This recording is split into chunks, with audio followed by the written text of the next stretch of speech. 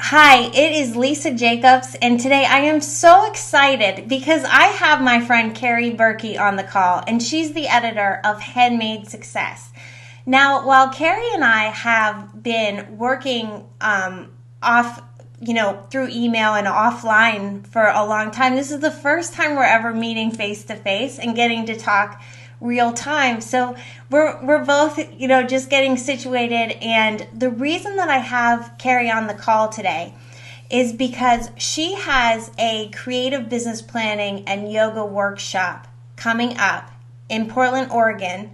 And that takes place on June 7th from 1 to 5 p.m. And she's doing it with a couple other creatives. And we're going to get into all that. But as soon as I saw that, I was so excited and so proud of Kerry because she was going out. She's going to Portland for this, and I know you live in Arizona. That's right, Kerry, right? Yeah. So she's living in Arizona. She's going to Portland. She's putting this workshop on, and I thought it was amazing. And I wanted to get her on a call right away so that we could talk about what she's building and what she's doing and how it all started. So. Kerry, let me start by welcoming you to the call in the video interview. And I want to talk about how you got started in the creative industry. Okay, well, thanks for having me here, Lisa. It's so nice to see you.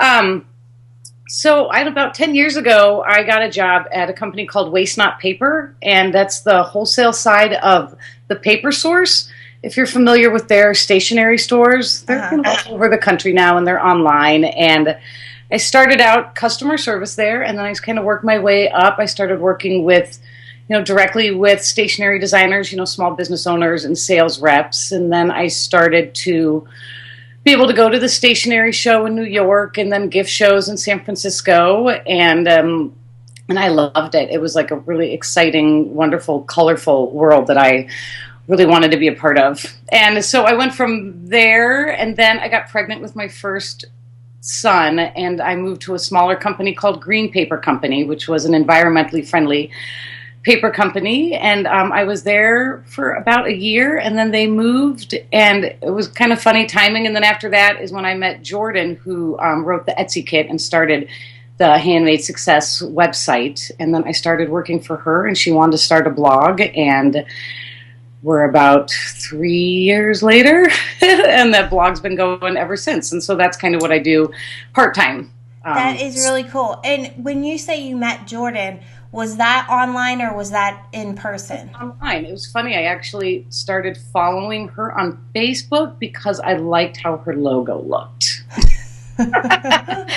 And then she was looking for some help, and I responded, and we still haven't met in person. She's in LA, so we're a little bit closer now because I used to be in Chicago. But yeah, so it's amazing how little things like that can happen. Like good branding can make connections. It really is. And so when you met Jordan and you're part-timing at Handmade Success, have you kept your day job through all of this, or are you now at home? Well, my day job, I guess, would have been my last office job would have been Green Paper Company. And so when they moved, I decided to see if I could do yoga full time. And then I just thought it was funny is that I've tried to do that a couple times in the past, and every time that happens, something creative kind of creeps in too. So since then, and let's see, I was pregnant with my second boy when I met Jordan. So it was 2010. So since 2010, I've been doing Handmade Success and yoga. That is really, really cool. Okay, and let me just ask you real quick about yoga because I'm curious. Do you instruct at somebody else's studio? Is that a regular gig for you? Yeah, well, in Chicago, I had a lot of classes, and moving out here, I've kind of given myself some time. I picked up a bunch of classes at first and then decided I didn't want to be running all over. So I started doing yoga and craft workshops out of my house. And so I'm trying to do those every couple months. And then I teach at a studio. And then this workshop I'm offering combines yoga and like business planning. So I'm seeing if what I do at this workshop is maybe something I can start offering to clients. I love it. And, I think it's so smart because I know that that combining exercise is a huge, I work at home too, and exercising is such a huge part of my life. I have to do it every day. I need to do things like yoga and meditation and reflection constantly, because I think it comes very naturally when you spend so much time alone. You need some way to decompress. So it doesn't seem like off the bat like a yoga and creative business workshop would be what you would naturally put together, but it makes so much sense that they would go together, that you would, come work on your business and then have a way to decompress at the end of the day, which we all need anyway. So I think that's very smart. Okay, so I talk a lot on my blog about how demanding a creative career is. And I'm sure you're very familiar with this, that when we are doing this type of business, we're really making it all up as we go along. There is no plan. There's nothing laid out for us in concrete that we can just follow. It's really out of your own imagination and all the time. And that gets really taxing on everything about you, your mind, your body, your spirit, because it's constant creation. And if you're not creating, you're standing still, and that can be extremely demanding. When you're working out things like this workshop, or where the blog is going, or whatever else you're working on, how do you organize your dreams and keep your vision front and center and stay honed in on it? That is an evolving process. And I've been kind of taking on more and trying to really do more, and I'm really having to tighten up my planning and organizational skills lately. I will say notebooks. I have lots of notebooks, like bedside and next to where I'm sitting now, and in my purse, and that's ideas. And then but then I need to get those from my notebook somewhere, and then that's always a bit of a task. I also have those sticky notes on my desktop. Not real sticky notes, but the ones that you can put up on your computer, and I have different colored ones for different things. That helps me get a little organized with different projects I'm working on. I have a planner. I have one of those Erin Condren planners. Oh, and yeah, so it's got the spiral. It opens up and it can lay flat. And this last year has been a bit challenging. I had a boy in start kindergarten and then another one in preschool. And it's amazing how, like, 2 schools, having my hands in a bunch of different projects that I'm still kind of working on that, getting it all organized. But I do, like, a big thing I do, like I said, it's the notebooks is where I kind of get the chance to, when I stop and get my ideas, it's like I have to write it down. Mm-hmm. And then I have some to-do lists, and I have these to-do lists that say, like, you mark it off when it's done, and then you also can mark it off to do later. And I really like that. So you feel like you're checking it off. Yeah. It's not exactly done, but you can do it later. I love the notebook tip, because I know whenever it's like a holiday or anything, I'm like, get me 5-star notebooks. I want 5 subject, 5-star notebooks. And now it's like I need something to organize all my notebooks that I keep, because it gets ridiculous. And I won't throw them away. I keep them for years upon years, because there's good ideas in there, and I can't let go of them. Okay, and now here, when I saw your workshop in coming up in Portland, I have recently written my own blog post called "If I Knew I Could Not Fail, I Would," and then made a list. It's part of a blogging topic series, so I challenged people to do their own list as well. And it's been really eye-opening, because everybody looks at my list and says, oh my gosh, you could totally do that. And then they leave comments and they share their lists, and I look at that thinking, what a great idea. I mean, you should totally do that. And so all of the ideas become really doable, I think, when you sometimes when you have like these big visions or big dreams, you hold them so near and so protected by your heart. And it gave great perspective whenever I shared it. And one of the things on my list was that I wanted to start doing in-person workshops for larger groups of people. And part of this is something that I've been craving. I mean, I can literally say I've been craving this for at least a year and a half now. And it's just where when we're working online all the time and we get each other and we speak the same language. And it's so nice to talk to another creative business owner because, like I said, we're always making things up and you don't have to backtrack and explain yourself and go over all the language you're about to use or the story of your business.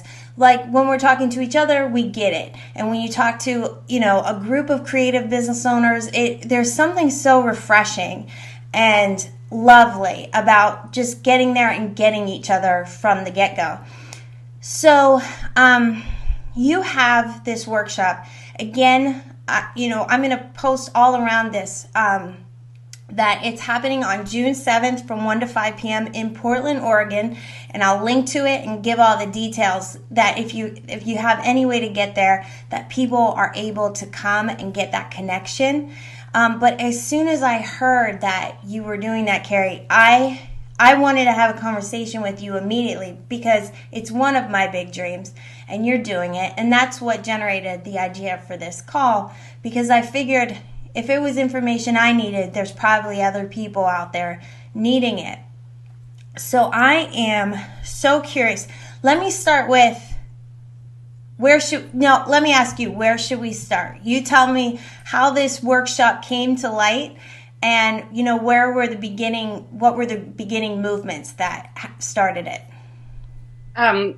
Okay, well, first of all, thank you definitely for helping us spread the word about this because we are super, super excited about it.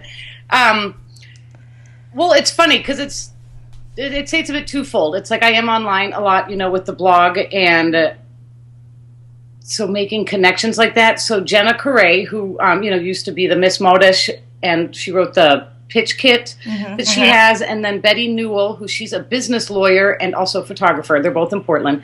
They've been contributing to Handmade Success for about 3 years, and we just always click over emails, and then we'd be on Twitter or something, and they were like, "When are you coming to Portland? When are you coming to Portland?" And I just had some friends move there last summer, and so I said, "Well, we have some friends out there." I said, "Maybe we'll." Maybe I'll make it out there. And then, Betty sent me an email and she was like, well, come on, let's do something business related so you can write it off. And so that's how we'll get you out here. And so then that just kind of clicked with something. And I was like, oh, maybe they would like to do something together. And I've been looking for the past couple of years a way to kind of merge my interest with yoga and my work with the creative community. And I started thinking about, I've done yoga workshops, and something I think is really neat when you do get people together and it's not just yoga, you get a little bit of dialogue, like, maybe you do some movements, people stretch, they feel like they've gotten rid of some tension, and then maybe you ask them something like, in this case, it's going to be asking about like looking at the past, what doesn't work, what has not worked for you in the past for your business, what has worked for you, and for you to kind of be able to slow down, take the time to notice some things. And I thought seeing that happen when people talk about their life, when I do yoga workshops, it'd be really neat to be able to see that happen with people business. Like you said, it's nice when you're around people and you can you feel like people get each other. And since a lot of creatives are at home or solitary or not, working with people as much, we thought it'd be really neat if go there and when people start talking about either things that work for them or things that don't work for them in their business, and maybe they hear what other people are saying, it can either kind of get them some great ideas. They can find people who, have the same feelings about things like that. So I kind of came up with an idea, and I emailed Jena and Betty, and they were like, that sounds great. And they have a friend there, Isaac Watson, who just started up something called Makers Nation, and it's going to be like national, if not, kind of worldwide. And he put on Hello Etsy Portland a couple years back, so he's really big in the creative community, and he's starting to do workshops there, but he's starting to do workshops online. Like, I think I got you in touch with him because you should be a contributor to his site. So they're starting to put on workshops, so we got connected with him. He is starting to do all his workshops at the Museum of Contemporary Craft there in Portland.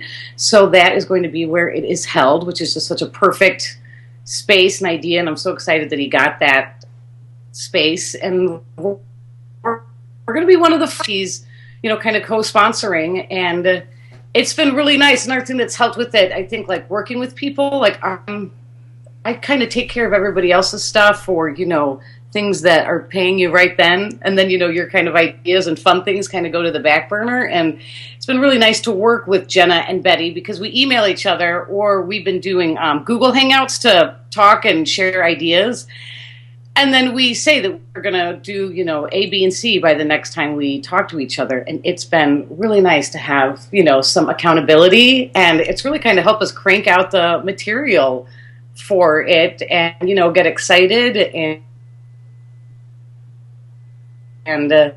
are really looking forward to it. And then it's like it's two people that I've known for a couple years online, and I'm really excited to meet them in person. Yeah, that's really amazing. I mean, I'm trying to take in everything that you said, because so much of it sounds so good. And I know, like you're saying in yoga classes, that you decompress. I think that's a natural after effect of yoga. And I can't wait to hear the stories of what comes out of that, and how good people feel with the regular stretching and then the workshops. And I know the two other presenters that you're working with, it's going to be just an amazing, amazing event.